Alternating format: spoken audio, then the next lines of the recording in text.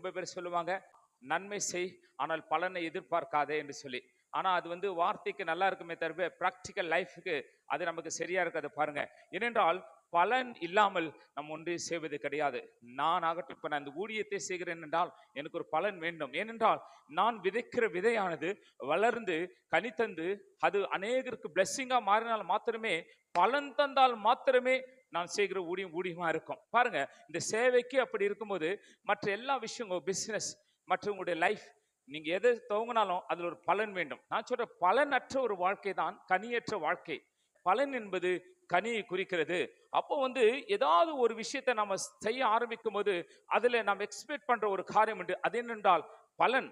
நம் பலனை எதிர்பார்த்து கொண்டிருக்கிறோம். கமான், இன்றைக்கு நான் சொல்லுகிறேன், நீங்கள் பலனை எதிர்பார்த்து அந்த பலன் கிடைக்கவில்லை என்றால் இன்றைக்கு நான் சொல்லுகிறேன், நீதிமானுடைய பலன் ஜீவ விருட்சம். அப்படி என்றால் துன்மார்க்கன் ஒரு பலனை அனுபவிக்கிறான், நீதிமான ஒரு பலனை அனுபவிக்கிறான். What's the difference between? பாருங்க, எல்லாமே வேலை செய்யறாங்க, எல்லாமே என்னை போல ஊழியம் செய்யறாங்க, என்னை போல சேவை செய்யறாங்க, பிசினஸ் செய்யறாங்க.